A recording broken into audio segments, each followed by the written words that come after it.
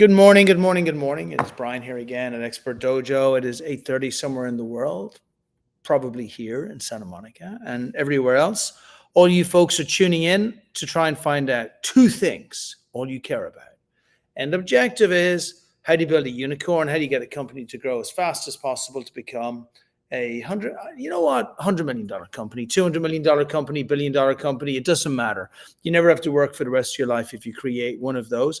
And there are two things that are required to make sure that happen. They are inextricably built together. And so you got to look at them both at the same time. You cannot just look at investment, and unless you're a very, very, very unique founder, you cannot just look at growth. You have to look at them together.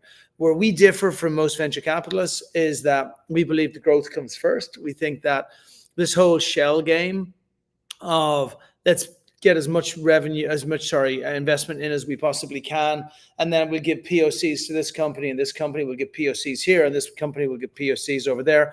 It's a race to the bottom. And so what we want to do is be able to get our companies to lovable product as quickly as possible. We then want to get them to a growth loop as quickly as possible. And we then want to get them focused on the Horizon 3. What is the Horizon 3? It's the thing that makes you worth hundreds of millions, tens of billions, hundreds of billions. It's the big thing. It's not the Trojan horse. It's generally not the initial product that you lead in with. It's highly unlikely that you would have created a product which is the perfect product for your consumers today that they will want for the rest of their lives. Very, very, very unlikely. You get some exceptions like Canva and a couple of other folks who just found the product right at the beginning. But the vast majority of the rest of founders are people like the folks from Brex, who they were building out an entirely different company. They were building out a virtual reality company, and then they listened to their customers, and the customers were saying, we don't really want a virtual reality company, but what we do want is someone to be able to help us within startup banking, right? Some people call that a pivot. I hate the term pivot. For me, everything is evolution based on learning from customers. It ain't a dirty word. It's a great word when you listen to your customers. So pivot should be kicked out of the English language in the same way that minimum viable product should be kicked out of the I like customers language. It can be left in the I hate early customers and want to treat them like shit language, but you got to take it out of the I care about my customer language. And so that's all we all care about on this podcast. And every single week, either I will wax lyrically about founders that we have doing specific things, and we'll try and take lessons from that, both on the growth side of it, on the funding side of it, or I will bring in incredible guests. And today I'm going to bring in a phenomenal guest, and we're going to bring in Ollie. Ollie's going to talk a lot about his area of love, which is making stuff look beautiful, right? Indeed it is, Brian. Yeah, I think my main goal for today is to really demystify personal branding. I think it's got a very bad reputation. I'm in the reputation game, not the personal branding game. So I think it's all about how founders use their credibility to their advantage and essentially turn that into commercial gains. Do you think it has a bad name, or just that there's too many douchebags out there? Like, I don't know that personal brand is a bad name. I just think there's a lot of fuckwits, right? If I get one more personal coach who's had a fucking train wreck of a life, who believes that's her like vocation, or his, but a lot of them are hers, right? Their vocation to be able to train people not to have a vocation of, not to have a fuck up of a life. It would be like a surgeon like practicing killing people just so that they can actually practice not doing that. So I don't know, like personal brand is the most important thing. And I'm with you. We're in the same place. I just think there's a lot of people out there who take shortcuts on personal brand, and they like defrauding people or manipulating people or doing stuff. Personal brand is more pure, right? 100%. I'm glad you said the F-bomb as well. I'm glad to know that I can swear on this show. We're good. Good stuff. So I think influencers have probably like rigged the game. Like they've turned it into a bit of a pyramid scheme of like influencers creating courses and then selling it to other people, and it's going down in this pyramid scheme. I think the tools that they've used to get there, like you said, kind of cheated their way where in terms of using engagement pods, banned LinkedIn tools, fake WhatsApp screenshot conversations, like all of that stuff is zero trust, absolutely zero trust. And that's all going to come crashing down. I think they've amassed a very big break if we're talking about billiards or snooker, depending on what part of the world you're listening from. But essentially, they've racked up this big scoreboard. But essentially, their magic cue they've been using is now turned into a rope, and they're trying to they've been snookered and they're trying to pot all these balls, and it's all going to come crashing down. And I think the influx of obviously AI created content, AI slop, it's only heading one direction. So my big thing is about how do you really find out exactly who you are and build a moat around that, because that's the only biggest leverage that you've got, right? Yeah. And just to reinforce what Ollie's talking about here, this is like number one most important thing for founders, period. Like there's nothing, if you get this right, everything else becomes easier. Like look at Gary Vaynerchuk. Like he could start a chicken farm tomorrow and it would be like the third biggest chicken farm in the world, right? Because he understands the power of personal branding. He knows it takes work. He knows it takes consistency. But if you're not seen as the best in what you're doing, then, you know, Ollie, I was at this family office thing, and they were trying to say, oh, how do you network better? And I was like, most of the people here, I don't want to network with. Like, I don't even want to talk to these people. Like, why would I care about any of this stuff? And it kind of prompted me to a place, which I'm sure is very close to your heart, which is you got to be the hero in your own movie. Like, you've got to be a hero that somebody wants to meet and talk to. You got to be a Captain America or you know, whatever woman is out there. Like, just, you got to be that person, and that persona has to be created. It has to be created authentically. It has to be done with consistency and all those things. So I love what you're saying. Like, for me, it's in venture capital. For you, it's in your space. For a startup in cybersecurity, it might be creating that domain dominance in cybersecurity. But how does somebody go around building this? Like, where do you start? Yeah, I mean, the best place to start is a quote by Dolly Parton, which she basically says, find out who you are and then do that on purpose. So cool. I think the journey to building out an authentic personal brand really is, it comes from that self-awareness and that self-understanding first and foremost. I think that if you inherently know yourself, what you want to be known for, and you've got that North Star, then everything else falls in line once you've created that. So I think there's a bit of a deep, uncomfortable journey that people need to go on. And you kind of referenced it at the start of your conversation about people shortcut themselves there. And the best way to do it is by doing the hard work, putting in the reps in, really finding out who you are. I mean, a very simple activity people can do is like basically plot out a graph. So on the y-axis, you can like literally plot out your life. So you can have a positive and negative line in the middle, and essentially on the x-axis have decades of your life, so wherever that goes up to based on your life now. And you can plot out like all the positive, all the negative life events that got you to where you are today, where you are right now. And that will help you really look back and connect those dots. And then also, you know, then actually envisage your future and then actually position yourself as a leader in your field. Yeah. You know, and it's actually what you talk about is, I've never quite approached it this way, but if I think about it personally, you know, it's unlikely that I'm the best venture capital in the world, right? Very unlikely, right? Because there's so many folks who've been doing this way longer. And it's very unlikely that like you listening is like the best AI person. So there has to be something that just makes you unique and interesting. And so for me, it's the fact that there's a lot of things in venture capital that just didn't make sense to me. They seemed a little bit like boys club, Ponzi scheme. Like there were things that I looked at, and you know, with me being Irish, it's easy to be a protagonist, right? Because it's all we got, right? And because we have a bit of an accent, we can say stuff that would seem abusive, like if anybody American was saying it, but because when I'm saying it, it kind of sounds like I'm drinking a pint of Guinness. And so you layer that together, it gives me poetic license to be able to approach it. So I would say, you know, I'll give you a great example of what I mean. Mm-hmm. I was on a panel in Orange County about 12 months ago. And I was on a panel with Techstars, and I was on a panel with 500 startups, and I respect and like the founders of both organizations really a lot.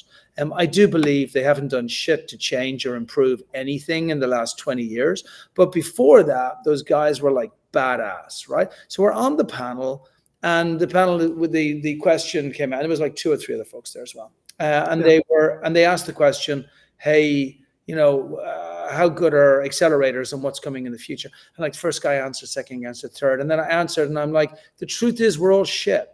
Like we give shit service, we charge way too much to people, mentorship doesn't work, and we know it doesn't work, and all we do is like get as many companies in as we can and hope to God one breaks through. Can we just talk about how we are less shit tomorrow? And like that's genuinely what I believe. Like that's what other people might want to say, but it's the truth in my mind. And what I want to do is, I know I'm picking a fight with a bunch of people on the funnel, but I'm also creating a conversation which will be remembered. It's not going to be the only one for. So when you talk about personal brand, it's I think this is really important for people to get. This is not about being the best, right? It's about being so unique, so memorable, so interesting to the people that you want to be around you, that people that are higher up on the spectrum are going to want to be surrounded by you, or the other way around, right? That's what this is. And so for me, I embraced that very early. I'm not the best venture capitalist in the world, so I have to be the best growth hacker. It's the only way I have a chance of winning. And I don't really understand a lot of the stuff that's happened in venture capital over the last 20 years. So I want to go in and pick a fight on every single panel and every single conversation I'm at so that we can evolve to being better. Simple as that. And so that's my choice. And so for other people, you might be the magician that reveals all of the tricks. But to your point, you gotta be special. 100%. I'm so glad you said that, Brian. And I think that only comes from having that self-awareness and actually being bold enough to say the truth. And a lot of people are afraid of the truth. So I think that comes with experience and having the balls to say that. And I think just in regards to our story with Founded and Grounded, like I don't come from a media background. I'm definitely not the best podcaster in the world. But what we're doing is we're building a movement. We want unseen founders to be heard. When I started the podcast in 2019, like all the podcasts out there were just speaking to the Elon Musk, Richard Bransons of the world, telling the story after it happened. Like I'm just like, well, why is no one speaking to founders in the trenches, building early stage startups? Why is everyone talking about raising their seed round, winning awards, growing their team, growing their turnover? Why aren't they talking about shit, I haven't taken any money from this startup. I'm living on beans on toast. I'm bloody, like literally, I've damaged relationships with, parents or family or my partner, or, I don't have a relationship with my kids. These things that I've sacrificed to actually get to where I got to. Like, why is no one talking about that? So, when we started Founded and Grounded, it was about, speaking to early stage founders, talking about the honest realities of actually building a business that no one else is talking about. And then thirdly, like a lot of podcasts, this is where our distinctiveness comes in, but a lot of podcasts are two-dimensional. It's a back and forth dialogue. It can turn into a bit of a talking shop, yes, people saying yes to each other. And it's like, is there any added value there? So the aspect that we take with our podcast that's different is I go out and interview founders. Then me and Becky, who's my co-host, basically have a conversation around my conversation with the founder. So we add more nuance, we add our own perspective, our insights. The listener feels closer to the conversation. They can digest it. We can give the business takeaways. So that format is what we're known for. We only do 17 episodes a season. That's bi-weekly. We're not doing 2-3 shows a week. We definitely stand on quality over quantity. So I think just like be okay with knowing what your expertise are and actually, just being comfortable with that. Yeah, I really love that you said the word uncomfortable, and this is cool because I think we can like jump backwards and forwards on tips on like how do you build that perfect that brand, that personal brand, which is going to be so important to you. But that's true. Like be uncomfortable. Don't just be authentic. Authentic is very easy and it's very standard. It's like be uncomfortable. Lean into where you are. Like VCs are actually way poorer than startups for way longer.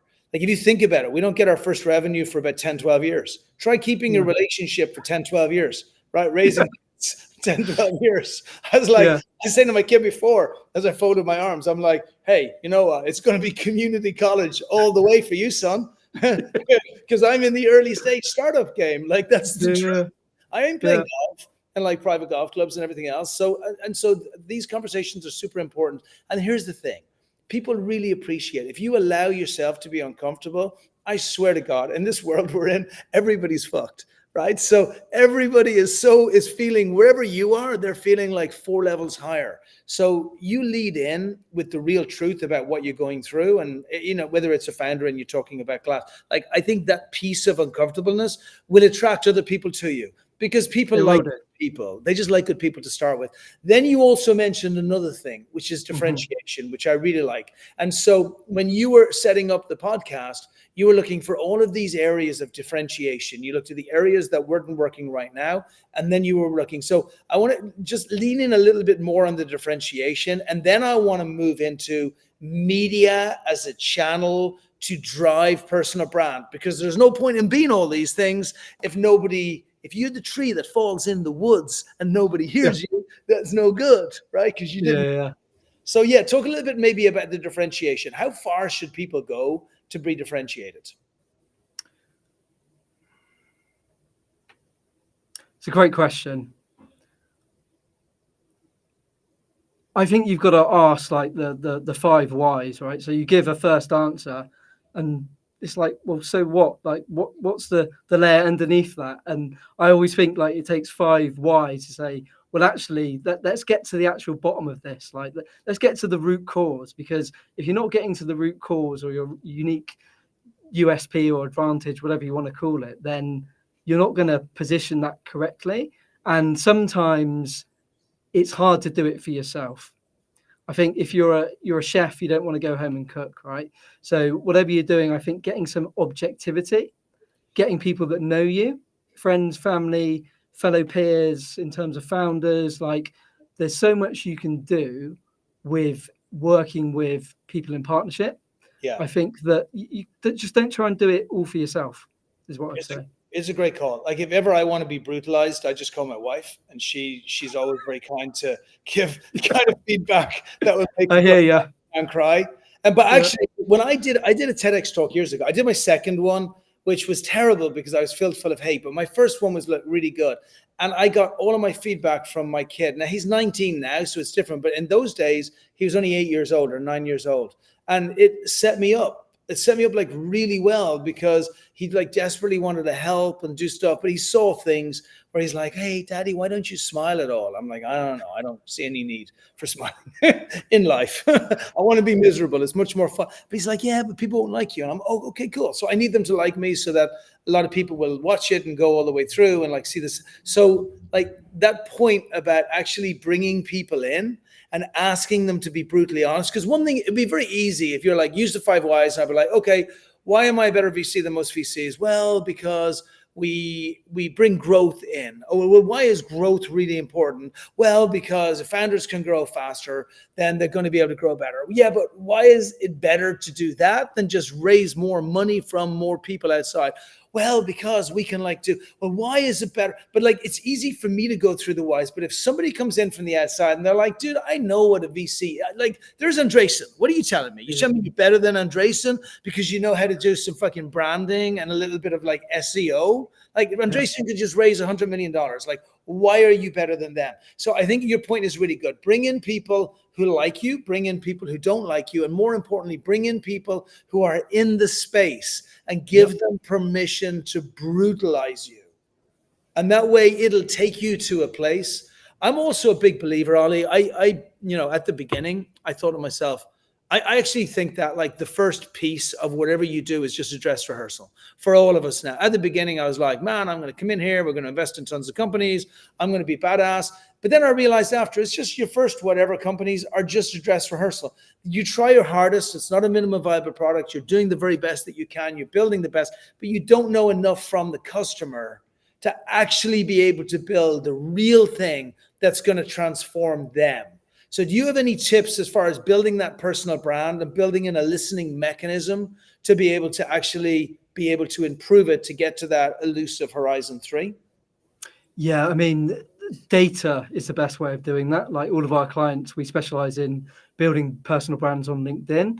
So there's things that you can do in terms of plugging into third-party analytics tools. I'd recommend Shield, no affiliation with them, but essentially you can go in there and look at what content is working for you. You can look at like watch time of your videos.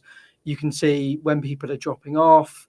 Like basically drill down into all the metrics and then obviously plug all that information into a large language model, and you can actually really understand then what are the kind of themes, what themes are working for you, what do you need to do more of, what do you need to do less of, and I think if you're being data led in your approach, then that's going to pay dividends.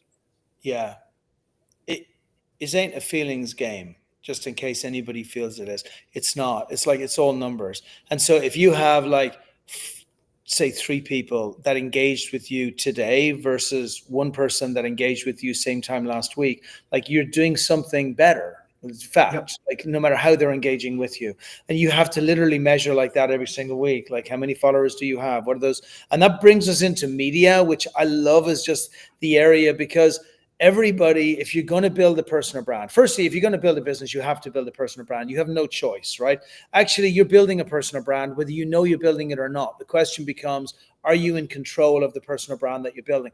And then if you're building a personal brand, which we've already ascertained that you are building a personal brand, then you have to build a media company. Like you've just become a media company, whether you believe you're a media company or not. You're either a media company and you're like CNN while the Republicans are in power, or just it's an American. Yeah. Or you are, everybody's listening to you and they want to know what you're saying because you're Elon Musk putting your latest tweet up where it comes through. So this is all about how you build out that media. How do you, and I love what you're saying about measuring the outcome on a weekly basis. And by the way, I just, before I ask Ollie this, please understand one thing. This is a little bit like falling in love. You don't do it on a Saturday night at 1 a.m. in the morning because you plan to do it between 1:30 and between 12:30 and 1:45. Like that's not the way it works. You go for a while, Brian. I was like, so I was confused with this stuff before. I haven't worked out now that it's of no value to me, but like I haven't worked out now. But it's like it happens. You have to lay the foundations for it to come the right way, or you're going to end up with the wrong partner. So this stuff might take you 5, 10 years. That is why it is so valuable, because weak, insignificant people will give up really early because they're not getting immediate gratification. And you are in an immediate gratification world, which is awesome. So this is an added advantage, but this is going to take time. You're not going to become a superstar tomorrow. You're not going to suddenly have TikTok like offering you a ton of money. You got to build this thing up. So with that acknowledged, and with everybody here acknowledging that to build a great company takes 5, 10, 15 years, so it's okay, you're going to do them and thing. With everybody here acknowledging that you're going to build a personal brand which is in servitude to your business brand, and at some stage in the future, your business brand will take over. We know all of that. How do they build out this media company, Ollie? Like, what does it look like? Where do they start, and how do they allocate the time to do it properly? Yeah, that's a great question. I think I've probably come at it from the other angle. I started with the media company, through Founded and Grounded, and then transitioned more into personal branding over the last couple of years. I would say it's about, first of all, finding your voice. Like, how are you publishing? Obviously, video is the best format to do that. But if you're starting with blogs or tweets or whatever you're doing, find some cadence to your structure. What do you enjoy doing? I think it does come back to, we don't look at it a lot, but enjoyment. Like, are you finding joy in something? You've got to have the enjoyment, because if you're not enjoying it, you're not gonna stick at it in the long game over the 10-year period that you're referencing. So I think making it easy as possible, making it enjoyable, making it consistent, these are things that you need to build into your workflow in order to start building out that media company. So I would pick your channel. Don't try and spread yourself across 5 different channels, going, shallow, superficial on each one. Like, go deep on one. For us, LinkedIn is our biggest channel, aside from obviously the podcast. So really think about where your audience are hanging out, where your fans are. Like, I think that's really important. And then, like you say, that it's a long journey. It's a big commitment. You're not gonna be an overnight success. So you've got to put in that time and effort and compound that over years. But if you're doing that by reviewing the data and the metrics, then you're going to put yourself in good stead.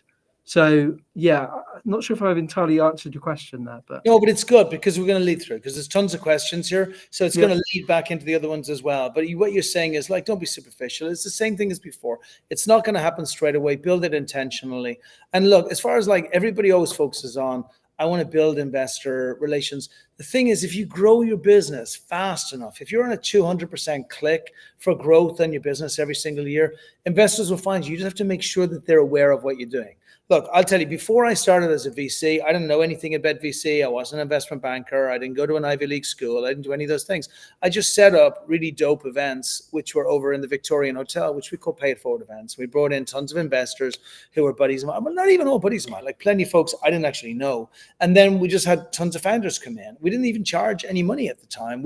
I just did it because I wanted to build strong relationships in Santa Monica. But then the next thing I knew, I was the most important event in Santa Monica. All startups wanted to know. And then if I'd wanted to, I could have called any startup up and said, hey man, I'm raising money. You're raising money. You want to come to my event? Introduce me to 3 of your investor friends. You have to give value to receive value, I believe, at the beginning. Otherwise, you just become that person that nobody knows. But there's like a million stories like that, Ollie, right? You can put yourself, there are the people that are quietly in the background. They go to networking events. They think they're working really hard because they've met like 4 random useless people on a Tuesday evening at like Meet Tech, Meet Tech vendors and but then there's the other people who are like super smart at tactics they're doing because they understand there's 8 billion people in the world and they want to get to the best people and have the most people finding out about what they're doing in the shortest period of time. 100%. I think what you said there about those early days of building, like you loved it. You saw the problem, you loved it, you attracted people and you built it organically. Like these things don't transcend overnight, as we said. And I think it's if you're building with intention, building with value, then people are going to come to you. When I started the podcast, like I didn't have a name in the startup space. I didn't have any, I was begging, borrowing, and stealing favors from people to come on the show. And then it reached a tipping point, probably season 2, season 3, where everything started coming inbound, sponsors, guest pitching in, partnership opportunities, referrals, affiliate marketing. Like it doesn't happen overnight, but if you're getting behind a movement and being like, everyone talks about, thought leadership, and like, it's a really kind of wanky and pretentious term. I mean, what does that actually mean? To me, what it means is having a clear view and then actually having a very differentiated point of origin and differentiation from your competitors, and then just sharing that consistently over time. That's all it is. So what people think of you, right? And so like what you're for Ashish, what you're asking here is like, yeah, just do stuff, man. Like be like Ollie said, be visible, be out there, have people realizing who you are. Like there's so many co-working spaces that love doing events and would do them for free. Ollie's talking about a podcast. Not everybody can be great at podcasts, but like one of our companies I speak about a lot here, which is Matchbook, that I promise you watch. We take them from like 3.5 million this year in revenue to 15 million next year in revenue. Like we will probably change the name. We will definitely change the branding. Like if you don't like the narrative, change the narrative. But one of the things we'll do, we'll create a podcast which will be specifically to bring on data champions, data leaders, people who know more about data than anybody else in the space. Are we bringing them on so we have a huge audience? No, we could give 2 shits about a huge audience. We're bringing them on so those people become our friends, right? And when they become our friends and suddenly the top 40, 50, 60, 70 biggest people in data all know who we are, we won. It's over. Like the game is won. So yeah, be a friggin' contender. I was going to say, that's it. Get in the arena. Get stop sitting in the sands. Like stop being a bystander. Like just start doing. Like that's where you learn, and that's where you start building a name and reputation. Then you switch from outbound to inbound, and the game becomes inevitably easier. Yeah, no, I got to just call Shreyansh out a little bit here. You can't do that, man. You cannot do that on this show, only because we don't do minimum viable products. We don't do minimum viable sex. We don't do minimum viable marriages. We don't do any of that stuff, right? It doesn't work. Like, just try and work it out on any of those other scenarios, how the other party is going to feel about that particular engagement. It doesn't work. You don't want to do that. You want to build lovable relationships. You want to build lovable things. So you can't use minimum viable. It's a terrible, terrible term invented by a bunch of douchey developers who have never, ever had a girlfriend or boyfriend in their entire lives. It's the only people who would have invented that term. So you're not allowed to do that. Okay. That's and it. Just to add to that as well, I think just start creating, like literally start creating. People want to know you before you walk in the room. Like, they want to know how you speak, how you act, how you think. Don't worry about the inflections, the intonations in your voice. Like, if you're editing all of that stuff out, then people are only seeing the polished version of you. When you go to a meeting, they'll be like, oh, there's a disconnect there. That doesn't quite align. It's like, the analogy I'll give is like somebody's LinkedIn headshot is from like 20 years ago. You go to a meeting and go, Jesus, that doesn't look like you. Why would you want to do that? Like, start creating content that's true to you so people get the essence of who you are. Then when you go and meet them in real life, there's that alignment there. Yeah, I love that. I love that. Just be out there with people and decide what are the most important things for you. Like, going back to Matchbook, like, as I said, we'll probably change the name because we need a new story. We'll definitely change the messaging because we know the Horizon 3 now. So now that's easier to do.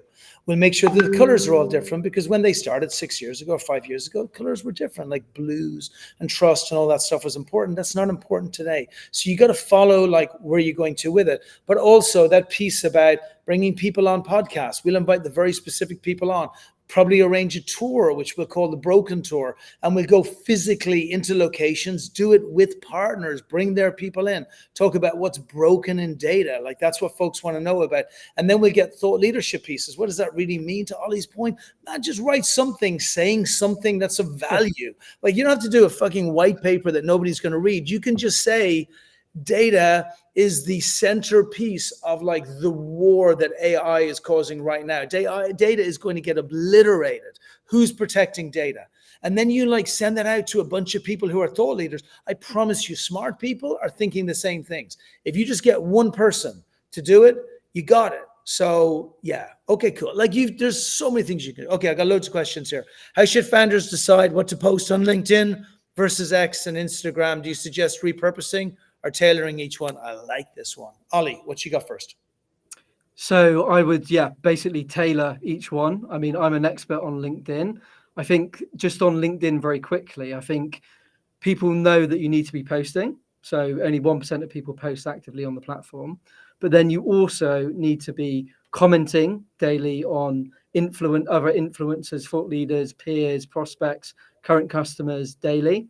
And then the third thing is, on top of that, you need to be adding your ideal audience on a daily basis to your network as well. So it's not just the content. People think it's just about posting and forgetting it's about posting, reviewing the content, also commenting, and then also adding the audience to the network each week. Instagram, not my bag. Can't really comment on it. But yeah, you definitely should tailor the content to each platform. Yeah, that's a great call. That's a good question, Shashi Khan. I like it. Look, I can tell you what we do in Expert Dojo, and what we're going to do in Expert Dojo, should I say. So any good news that comes from any of our cohort is going to go on to X, and that will be put in a way where it will be aligned with what made them do really well. So like Credit just raised 20 million on 100 million valuations. So it'll be like Credit raised because they're one of the fastest growing companies in Africa or in the United States, right? How did they do that? Because they built incredible brand and a ton of other reasons, but that's it. That will be posted. We'll put that up there. And then we'll do another one the next day, which will be another company. It will be like consumer AI growing at 200% growth. The founder is like killing it. Here's a little article on how they're killing it. And then another one. And then so maybe we'll do like on X an AMA once a month, whereby we'll come on, we'll bring in some of the founders. So we'll start engaging people in exactly the same way that we do here. And then, but most importantly, what Ollie is saying there is Don't just do it on your own platform. Like also go to other people's as well. Like start like posting, reposting, put like comments on there. If you don't have time to do it yourself, you can get people who are pretty inexpensive with very good direction who can like add that stuff themselves. Like you can do that, no problem. But you have got to have people listening. You can't just have the same 3 people who keep on liking it, like your mom and your sister who are like your biggest fans. You got to get new people. You got to build. If you're not building, it's of zero value. You are a tree falling in the woods. YouTube, this bad boy right here, repost it on YouTube, put it there. It's one of the playlists. We'll have some other playlists as well, but this is a good playlist to have on YouTube. LinkedIn, I'm with Ollie. LinkedIn is awesome. LinkedIn is actually a recruitment platform. So people actually care about what's happening within people's companies. So you can share and you can add, you got LinkedIn Lives, you've got other kind of stuff, but really people will give more time on LinkedIn than they will give on any other platform. So you have the ability to be able to do stuff. And, you know, Instagram, if you're selling products, I think, or if you want to do silly stuff that people will engage with, but mainly if you're selling products. And TikTok, I don't personally believe there's any conversion on TikTok whatsoever. But, you know, if you want to, you know, show your friends you're cool, then TikTok is probably good as well. But you can't do them all. You just pick your weapon and be go incredibly deep with that weapon, and then you expand out to other ones. That's the point, Brian. I think as well, like, content is normally the first thing to fall off the wagon when founders are really busy. So if you're trying to go across 6 different platforms, like it's not going to work. It's not going to work. So go deep, pick your platform, engage on the platform, repurpose it on other channels. If you've got video is the best way to repurpose content into other formats. So go for video, build up slowly and get repurposing. I also open every single LinkedIn post.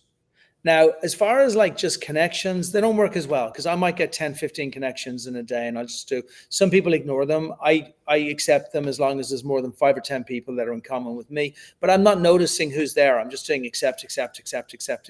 But if there's a post and that post is like something that's relevant to me and somebody has tagged me on it, I will open the post, especially because most of them are our companies and very few people tag me. So if you're a founder and you want to get the interest of investors, you should be tagging investors on a regular basis.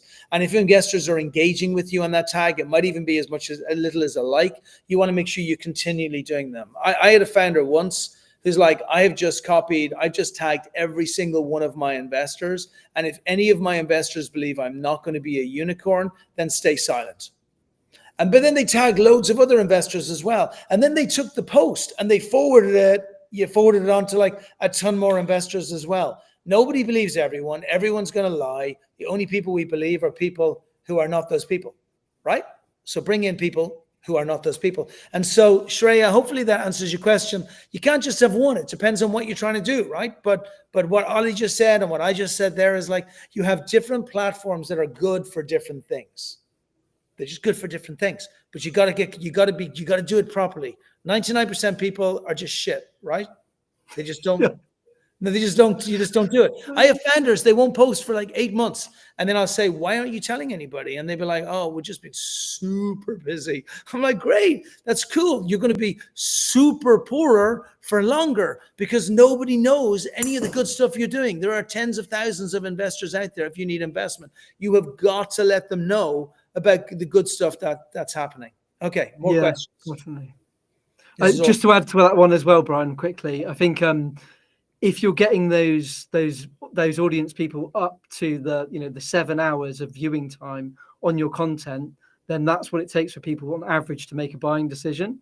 So if they're consuming 7 hours of content from you across 11 different touch points in 4 locations, it's Google's 0 moment of truth. Bit of research that's about nearly 10 years old now, but it still rings true. And if people are consuming that content, then they're more likely to make that buying decision. Totally. And by the way, it takes like people a ton of time to make a buying decision these days, and nobody trusts anyone. Nobody reads email anymore, cold email, which is really hard. Nobody reads cold text anymore, which is really hard. Nobody answers phone calls from cold callers. So like the area of trust is zero. I'm actually personally moving very much towards partners as a premier channel to be able to get in. Pay them what you need to pay them on the back end. Hell, if they're good, pay them a little bit on the front end as well. You need trust to build it. So what you're doing here by copying all these people, tagging all these people, bringing on thought leaders onto your podcast, like all of this stuff, is you're building trust in a world that is entirely trustless. And I got bad news for you, Bhargav. Your personal brand is your business brand. I don't even know that I have a personal Twitter. I don't think I have. I probably should have one, but I have a business, like Expert Dojo is me. It's very sad. I'm a terrible person to be married to, be in a relationship with, have as a parent or anything. But like I am Expert Dojo. That's it. I have no choice on that. So it's the same thing. It's just me posting. You're here on an Expert Dojo podcast, but I'm the host of the podcast. It's the same thing. Fair? 100%. Yeah. There's no conversation. It's very sad. It's like, this is why being a startup is like chewing glass. You don't even get to be yourself. You get to be poor and you get to be a company, which is not even a thing. Like, sucks. Next generation of unicorn founders will look a lot more like creators than CEOs. What do you think? Yeah, it's an interesting thought. I think that media has obviously completely changed. Like, people are now, Saturday night, they're turning on YouTube on their telly, having a Uber Eats delivered to them. Like, content has dramatically changed over the last 5 years. I think those that are documenting and creating content earlier on and showing the whole journey, then they're going to be the ones winning 10 years from now. So I think the earlier you get started, the bigger the opportunity, the better personal brand that you're going to bring. If it turns into a massive company, that they might not be the CEO as well. I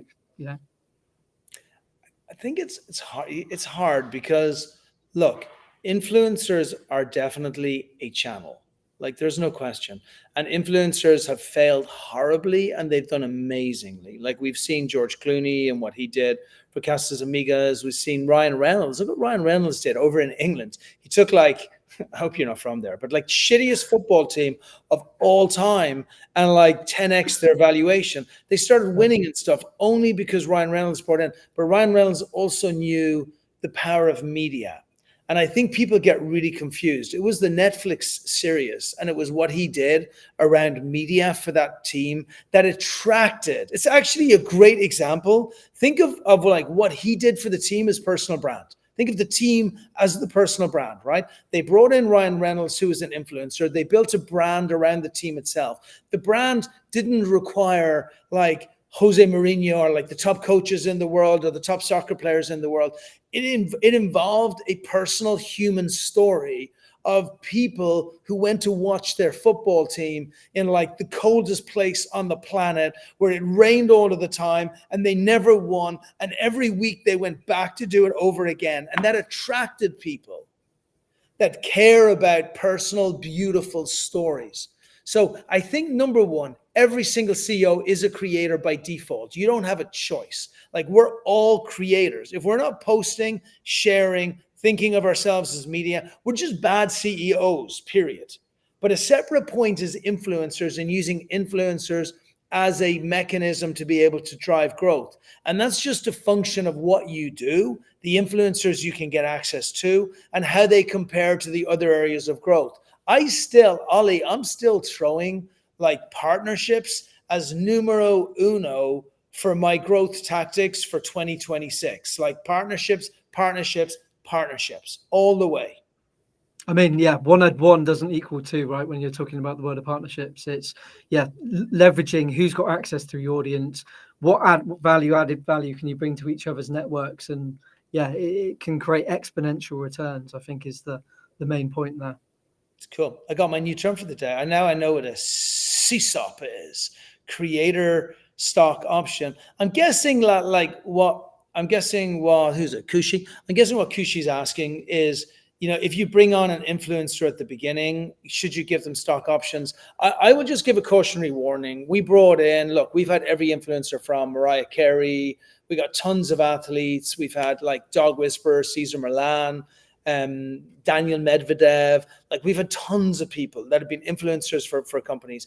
I can't think of a single one that has turned a company, that has turned any of our companies into anything measurably incredible. I just can't think of a single one. What normally happens is they do a couple of posts. They're like, yo, we like you. It's absolutely F all use. And it's very hard to get past it. The only areas where that changes is if you have a firecracker as a company. What I also can say is on the other side, or maybe on the same side, most of those creators got stock, and most of that stock was a waste of stock that we could have given to people that could have been really good. So just be super careful. Don't give tons of stock to people just because they're famous. Have cliffs, have vesting, have very specific criteria about what people are supposed to do. And don't just rely on like there's hardly any unicorns at all, whereby you can look at it and say, oh yeah, an influencer made this company happen. Like there's hardly any at the beginning. So I just think be careful. Be careful with stock options, period.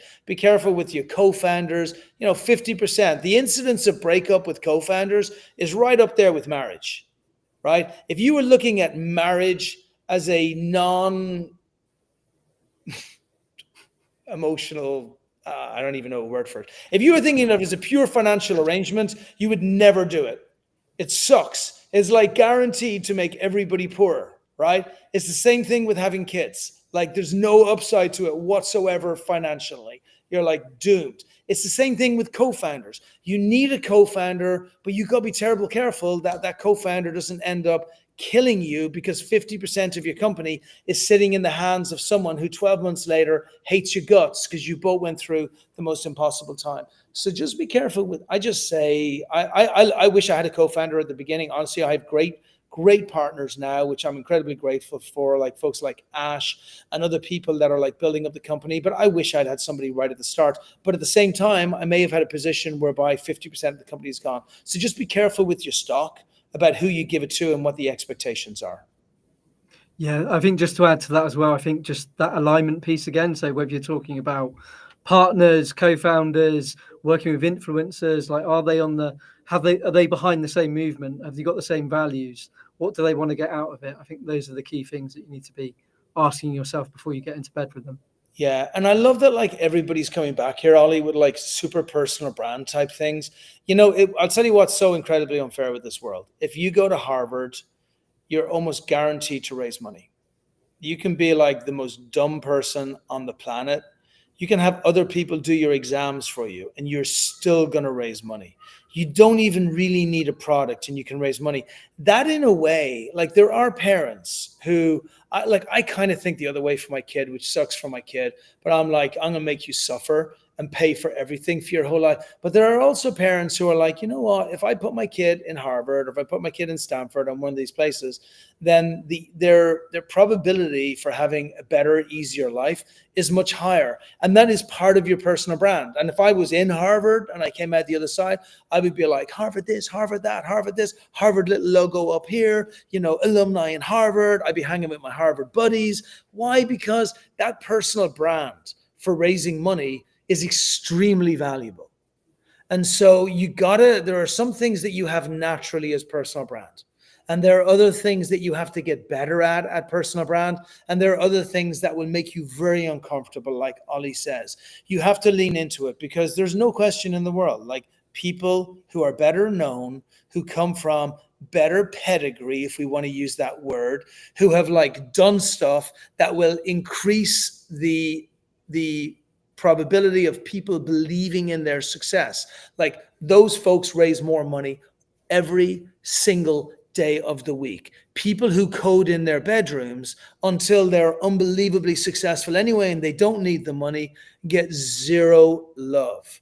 Personal brand, like Ollie said, is everything. Whether you're writing books, whether you're doing podcasts, whether you're doing webinars, whether you're doing Ask Me Anythings, whether you're doing broken tours, whether you're at every single conference with a booth there, maximizing what you've paid for it, it's all building a personal brand. Whether you're on podcasts, whether you're on stages, all these things are required as a founder. And if you don't have the ability to build a media company, then this is going to be really hard.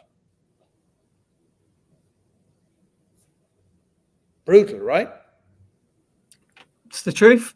People probably don't want to hear it, or they're not prepared to do the work. And also it's hard, right? It's very hard to put yourself out there in a way that, one of my favorite guys back in the past was Howard Stern. I loved Howard Stern because like literally everything he would always say would had the possibility of destroying his marriage, destroying his relationship with his kids, destroying what people thought of him. But he went there and he said these things because that was his personal truth. And you could see how comfortable he was with them. But it must have been really uncomfortable at the beginning when he first went out and started speaking about those things. So look, we're not, neither Ollie nor I are telling you to be protagonists. We're not telling you to fight with people. We're just saying, like, lean into something that's very uncomfortable, that positions you as an advantage against other people who are all doing the same things as you, so that the people you want around you will surround themselves with you. And to Ollie's point, get your y-axis, get your x-axis, like work out what are the things that you have. And if you find that you're missing more things you have, maybe bring somebody into the company that has those extra things. And then you got to come out like Bonnie and Clyde. You got no choice. People have to hear you. There's too much noise. They can't just find you because you're good. And I think that's why this is really powerful. And it's really cool, actually. We have so many questions. We got tons of people that are just asking stuff today. What have we got? Curious if you talked with the founders. Oh, yeah. Okay, cool. It's done. So, yeah. So, Ollie, how would you finish? We've gone probably 5 minutes on past normal. What have we missed? What have people not asked questions on?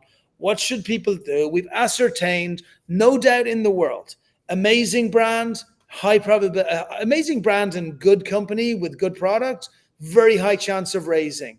Terrible brand with amazing product, very low chance of raising money. So like build an incredible brand, period, and let everybody know why you are that dominant person within your domain, right? It's not often the best person. It's normally the one that's very good, but they just have the ability to be a media company at the same time. So what have we missed? What haven't people asked that they need to know to make sure that they got a chance of being able to nail this? Yeah, I think it came from one of your earlier points, Brian, but maybe we need to labor it a bit more. But distribution is everything. Like if you're not getting in front of the right people, no one's hearing it, then the message is just not going to land. To give an example of that, we did 5 years of our podcast. We joined a podcast network back in November last year. We've seen amazing growth, particularly in the US, actually, in terms of just exponentially growing the show because it's reaching more people than that is. We haven't changed the content, the format. Nothing's changed apart from the distribution. So there's something very powerful in that. I think that people just need to, definitely be aware of. I think that to labor at home again, like it's a long-term game. It's not gonna happen overnight. The analogy I'll give is, imagine you're in a canteen and you're queuing up for your food at the serving hatch, and basically you're queuing for however long. You get to the person behind the person who's about to get served, and you turn around and give up, and then you rejoin the back of the queue again. Like, you've just got to stay in the game. You've got to have that longevity. You've got to play the long game. You've got to get in front of the right people, build partnerships, be authentic, be yourself.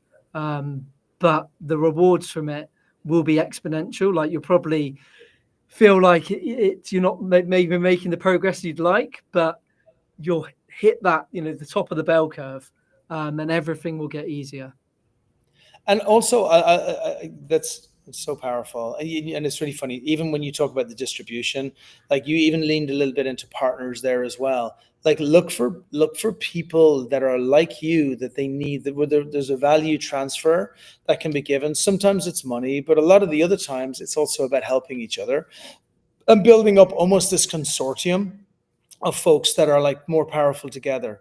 I really like that. And look, I know like guys like Shiraz who made Kim Kardashian famous. Like there was a time when all these influencers, they weren't famous. Like they just decided to make themselves famous. Like she went to him, her mom went to him actually, and said to him, I need you to make my daughter famous.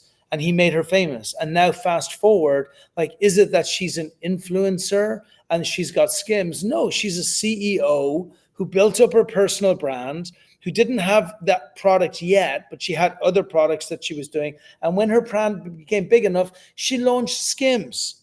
And Skims is now a multi-billion-dollar company, and she's a multi-billion-dollar entrepreneur. She is not an influencer. She's a CEO who believed in building her personal brand because she knew the cost of customer acquisition was going to be less. I could give you 50 more examples of people who did exactly the same thing, but they did it in different ways. So we can pick on specifics of her, but don't focus on what she did intentionally and why she did it.